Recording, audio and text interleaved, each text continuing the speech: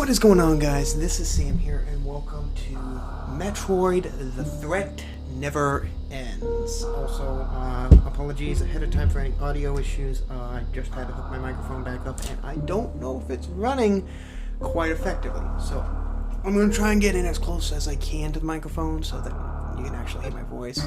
But as you can see, I've already played this game a lot. I'm going to go ahead and jump into the game. This is a Metroid fan game. It's not a hack. Somebody actually made their own brand new Metroid fan game.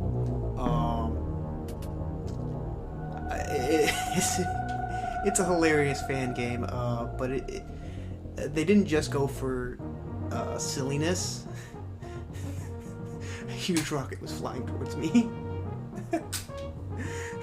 This animation. It's kind of silly.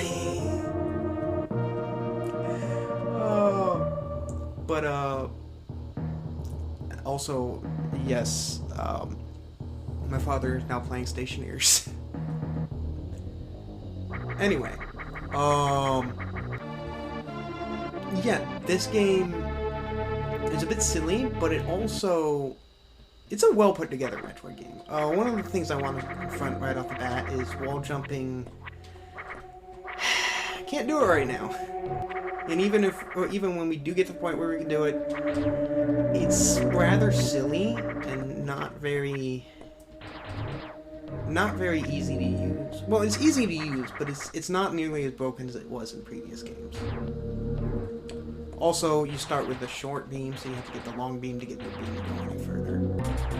And here's the first boss, right off the bat, Ridley X. And, yeah, you can see there's a problem here. Yeah, I can't beat Ridley. Yeah, that's a scripted battle. You're pretty much always going to lose. I think even if you do manage to survive long enough, Ridley will eventually just disappear. I think. I haven't been able to survive long enough to know for certain. I don't even know if it's possible to survive for that long. It's not exactly easy to dodge his attacks. I don't think it's even possible to dodge his attacks. Anyway, long beam. Which, by the way, I got this nice little setup on the right side of the screen, which is not just like... Well, now you can't see it. My father is just constantly turning on and off his game, because if you guys ever played Stationeers, you guys probably know that it's a very complicated game. But anyway, I'm not gonna head that way because I don't have much more yet. But if you notice in like the bottom right hand corner, that's actually a live. It's actually a part of the game. It's not like a widget that I put together. That's part of the base game. It updates immediately, and it's my inventory. You know, my equipment menu. I also have this nice little menu on the right that shows me what my stats are, what I've got, and what I don't have. And then on the top right, there's the full map, instead of just like the mini-map that I've got. So I've got both a mini-map and a full map right next to each other, which looks kind of silly, but it works. These features aren't enabled by default, but you can enable them in the settings. Hey, there's super missiles. Oh, I wanted those super missiles. Oh well. But hey, we got missiles.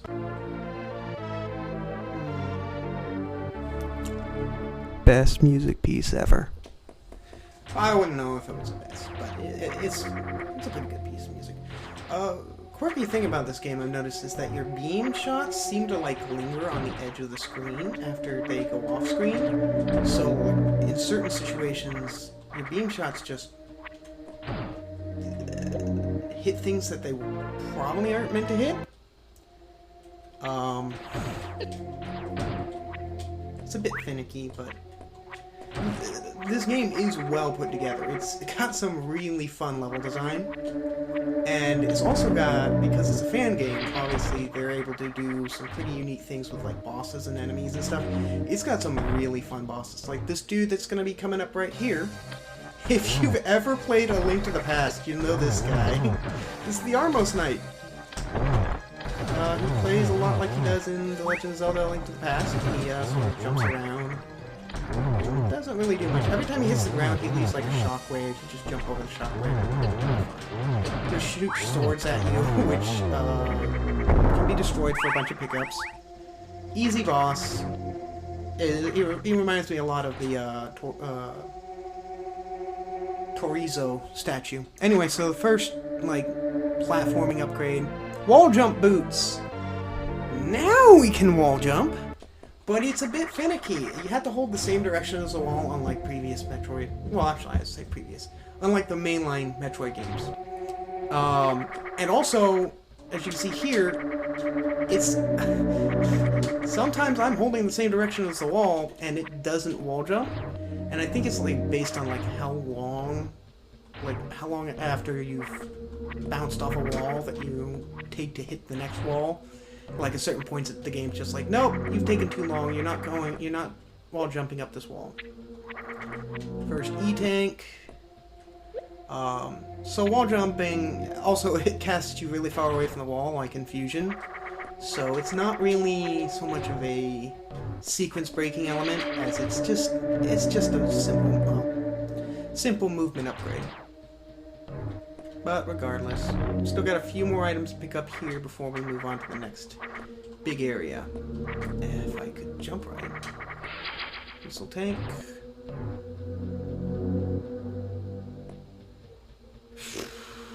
I say a few more items, I think that was the last item I can pick up here right now. I do like that the save points do fully restore your weapons and ammo. It reminds me a lot of AM2R. A lot of this game feels like AM2R from like the game design elements, but at the same time, there was another fan game I played a while back. There's the wall jump failing to work. There was another fan game I played a while back that was a lot like this, with like the way its like control scheme was set up. Oh, come on. And I remember not being able to figure out how to play that game because that particular game, unlike this one, had to be played with keyboard and mouse. This game can be played with keyboard and mouse, but I'm playing with a controller, so that works just fine for me. So this game has multiple different planets that you can travel to, much like Metroid Prime 3 Corruption. Unlike Metroid Prime 3, traveling between the planets does not take a lot of time. It's pretty quick, pretty smooth, and this game has a total of 7 planets. I have to get certain upgrades before I can reach the other planets, but I can go to certain planets now. So data discs, or key cards, I call them data discs for some reason. They let you open one gray door for each key that you get. They're unique to this planet. So if you find a gray door on this planet, then odds are you find a key card, you go back to the gray door, you open it with a key card.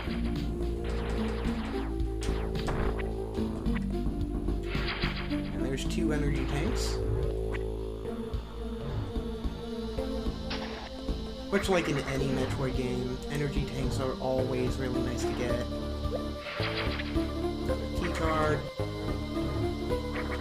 Water physics function very much like they do in most Metroid games in this game.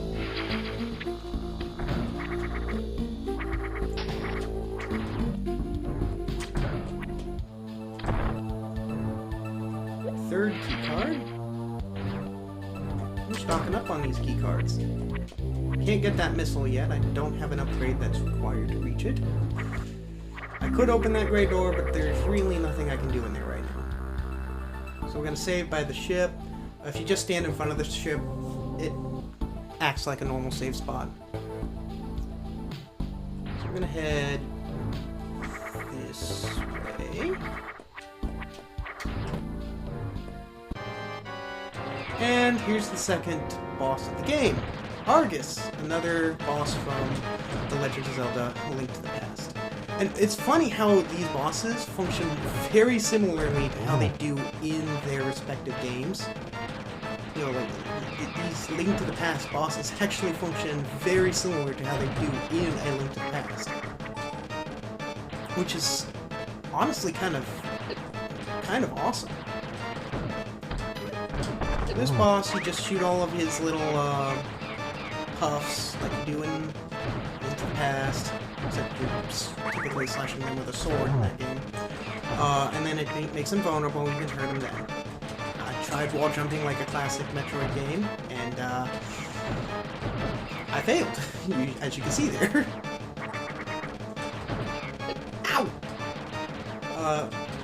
This boss is not a particularly hard boss, only a couple energy tanks, probably gonna be fine. This final phase is just a lot of the puffs that you have to destroy.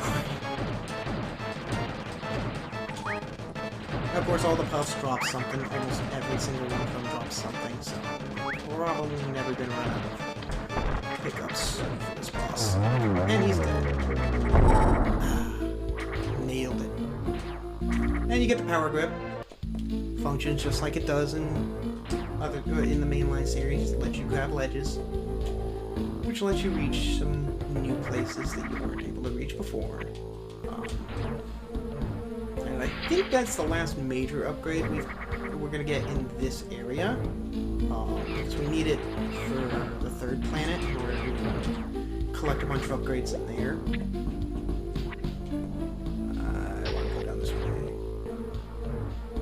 That missile that I mentioned before, we can now actually get a missile up in the top of this room here. Which you need power grip. It's still a bit of a finicky jump even once you've got power grip.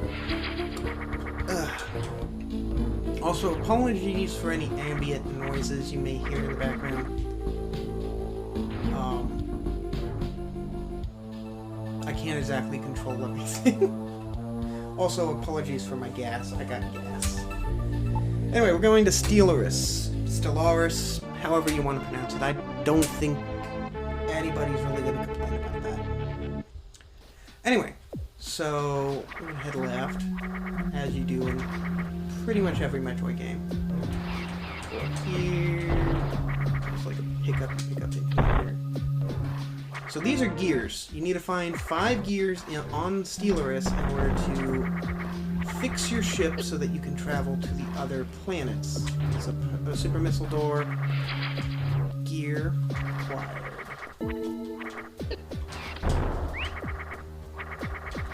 Jump up here. See, you can make it. You wouldn't be able to make it up to this particular section to grab this gear if you didn't have power grip. So that's why I went to Aquadia first. Oh boy. And you know what's amazing is, even though this is like a fan game and it's like it feels very like ignored to me. Like I don't know. I feel like not many people really care too much about this game. But despite that, it's already got its own randomizer. It's a bit finicky to set up, but it works. 4 out of the 5 years.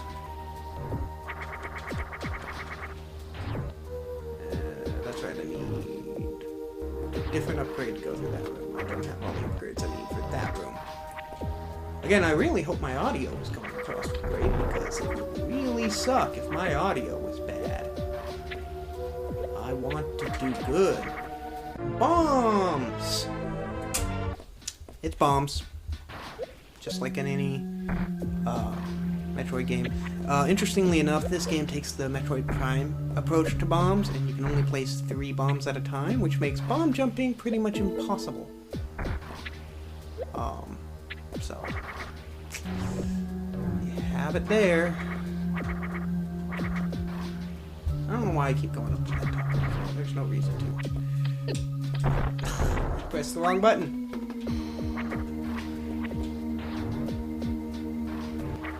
Oh yeah, I want to go this way.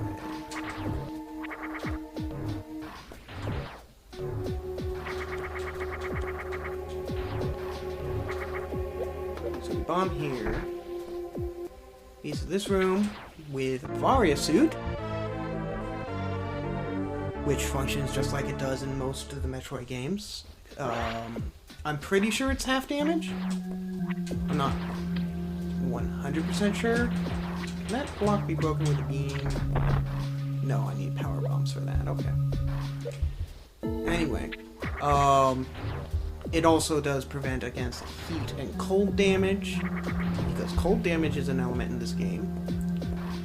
You can completely miss the Varia suit, and if you miss it, you have to come back here to go grab it. Which I think is very Metroid.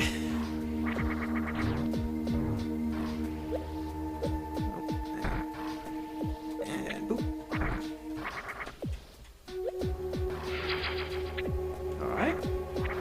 And we've got one more gear to pick up. I'm trying to remember where this gear is. I think it's a section that's locked by bombs, but I'm not all too certain. Oh, why did I take off? Right. Sort of. Oh, I know where it's at. It's down this way. I played this game before. I've actually almost memorized like the map layout for each of these areas. Because I've played quite a few seeds of the randomizer. Never completed any of them. Almost completed one, but never fully completed them. Also, ignore that item on the in the little hole there. We're not going to be getting that item for a little while yet.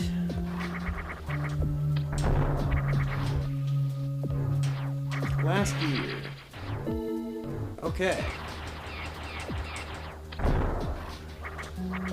Alright, so here comes a bit of a finicky part of the game. Never mind, I don't think I can actually reach up there. Can I reach up there? I don't think it's physically possible to make that jump. Not with my current upgrades. Come on, we're not going to do the finicky thing. We are going to head back to the ship and head to the next planet. As soon as I save.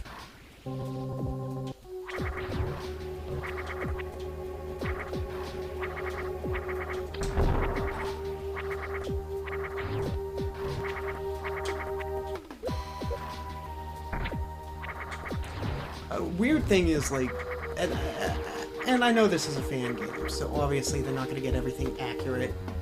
This game's supposed to take place after Metroid Fusion, and Samus has got her. I think they literally used the sprite from Zero Mission for this Samus. I don't get what the whole point of that is. And you fall through the floor because this game loves crumble blocks. From here on out, you're gonna see a lot of crumble blocks, like everywhere. This game loves itself some good crumble blocks, like right here, more crumble blocks. I think I've been seeing a bunch of crumble blocks since I started playing this game here. Anyway, next upgrade is the Fire Beam, which is a really cool upgrade. It lets Samus shoot a flamethrower.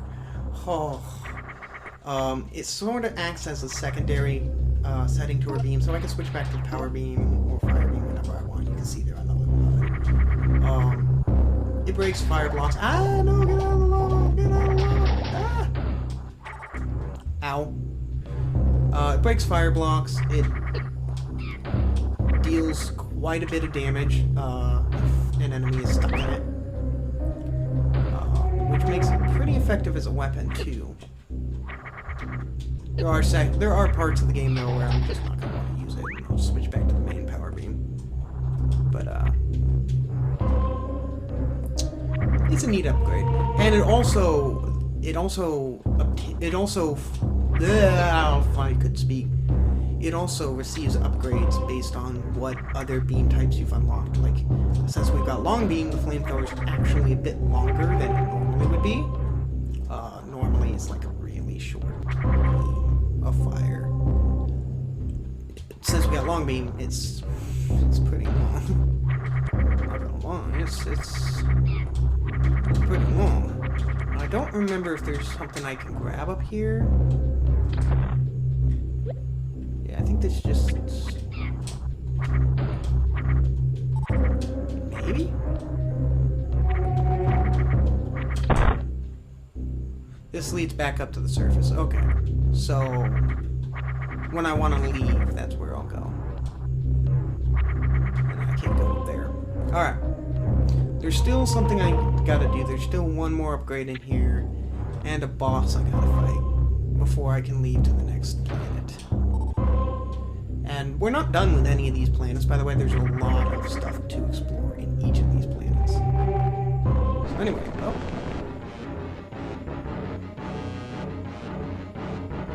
It's Kraid! Kraid will shoot his hands out at you. You gotta use them as platforms. And you actually have to destroy these blocks at the top of the map here to grab the red X parasites that are in there. Which, for some reason, don't actually heal you. They just... once you've collected enough of them, they give you a temporary upgrade to your flamethrower, which lets you actually hurt Kraid. Because without it, you can't hurt Kraid at all. Again, this game has a lot of enemies that, even during boss fights, there's a bunch of drops. And item drops everywhere. And this is a boss fight where the fire beam becomes pretty useful. These blocks, you just basically have to overheat them, and they'll melt away. But if you don't shoot them fast enough, and you can overheat them with missiles, but if you don't shoot them fast enough, they'll slowly cool down, and don't want that.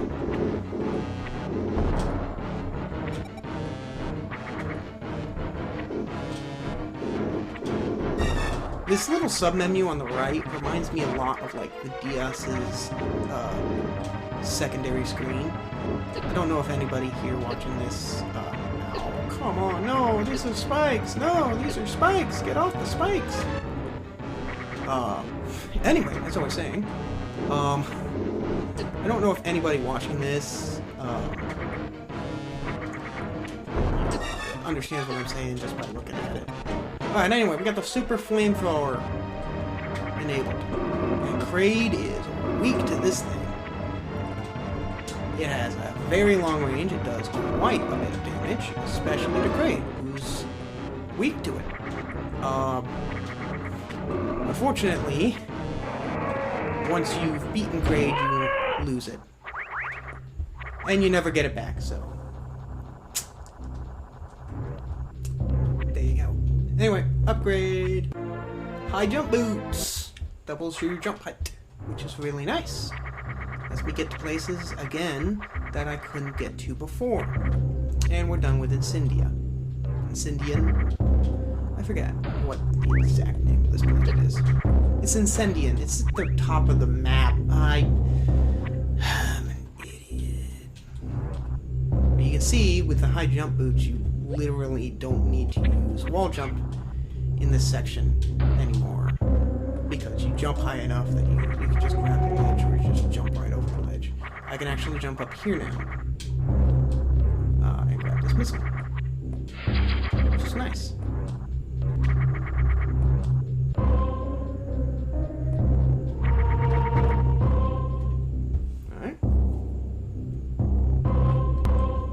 Alright, and now we're gonna head to the next planet, Greenymed.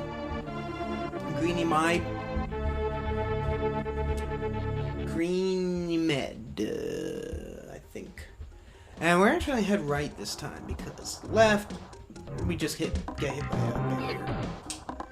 So, the whole theme around this area is you've got to fight X-infected Metroids, which totally makes sense, because Metroids totally never hunted X, and have totally been infected by X before.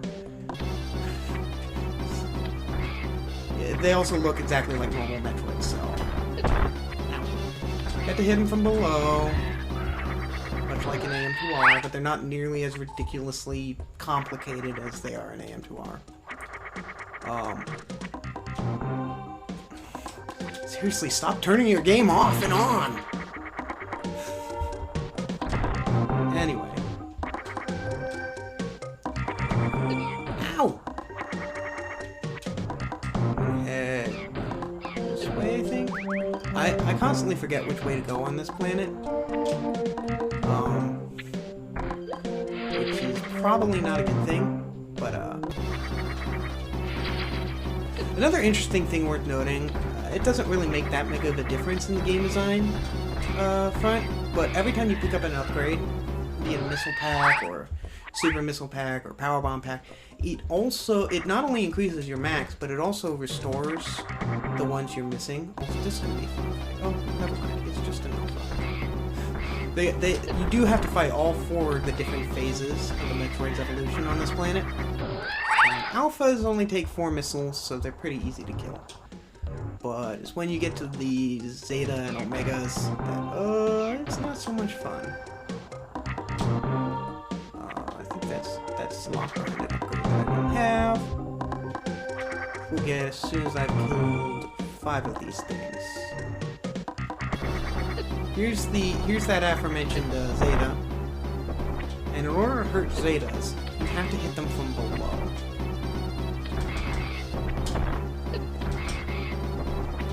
They've got a lot of health. Even if you've got super missiles, these fights tend to drag on way longer than they probably should.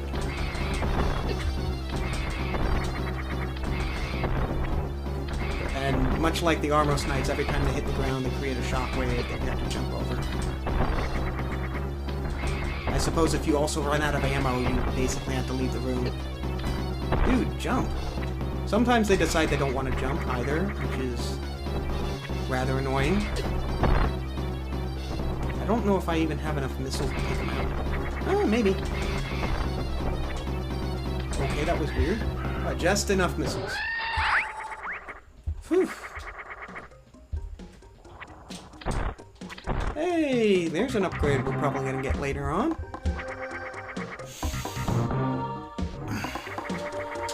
So up we go. I think I've been exploring this whole place backwards. I think I probably should have gone to a different area. Ah, this is the, pseudo-gammas, I think? These will grab you and drain your energy, and you have to use a bomb to escape. But the strategy really is just stand under them and fire missiles straight up. They have no idea how to dodge your attacks. I think I have to go all the way around now, but I've killed 5 Metroids, so we can get one of the upgrades that I came here for. The way this game typically works is you go from one area to another, you collect an upgrade, you go to the next planet. Once you've collected the upgrade, or the base upgrades from each planet, you have to go back to the older planets, use those upgrades to get more upgrades. It's very much like, you know, your typical Metroid game, and that's where the best element of this game comes in. You're not going and clearing through an entire section in one trip. You have to leave, you have to come back later with the other upgrades, and it feels very well put together. There are some elements that a bit iffy about, much like the wall jumping. But anyway, here's another boss, which may or may not pose a minor challenge here. And Mola. Much like in Link to the Past, burrows out of the wall, comes...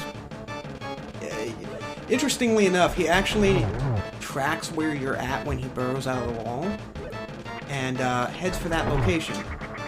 So if you stand in one spot, jump when he burrows out of the wall to avoid the rock, and then land and then shoot him a bunch, and then just jump over him, you're pretty fine. Also, you can break his rock to get pickups. Which I did not know when I fought this boss the first time. So I think I actually died. I think this was like the first time I died when I played this game the first time. Because I didn't know you could destroy his rocks to get pickups. And I didn't know until I was playing the randomizer for this game But you could do that because I ran out of missiles and I was like, what do I do? How do I fight this beast? And then at this point, it just becomes a strategy to just, when he's about to burrow, start walking forward and just time your shot well.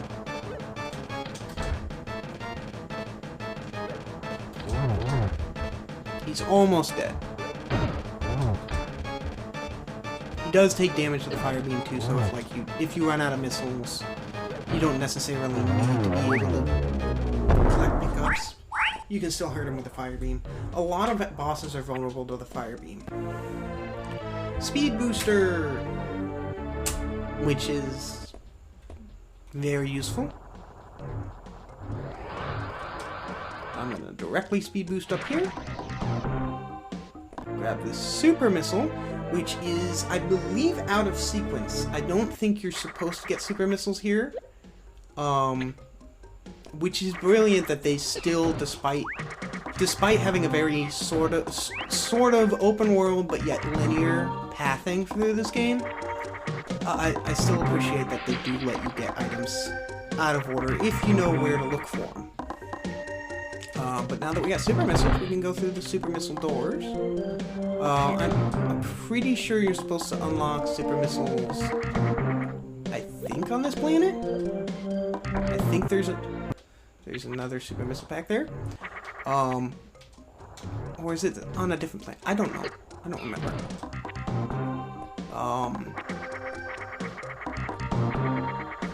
My memory is very bad. I think it's like...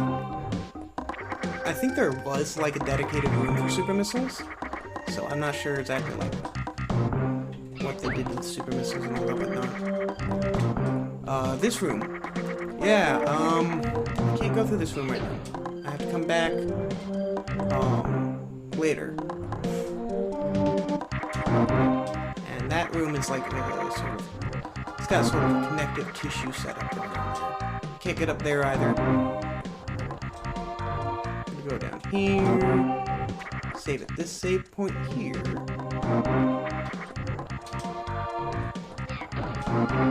Also, I like that they use the Brinstar music from Super Metroid for this. It's just brilliant. It fits the biome perfectly.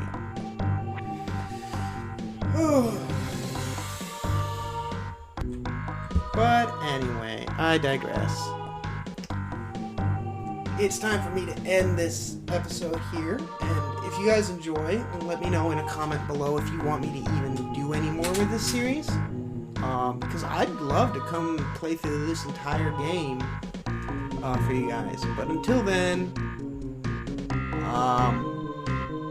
I'll see you guys in the next episode. Also, if you enjoyed, you might try to leave a like and also subscribing. I don't post regularly enough. I know I need to post more regularly. Sorry. Anyway, you have a great day and a great night.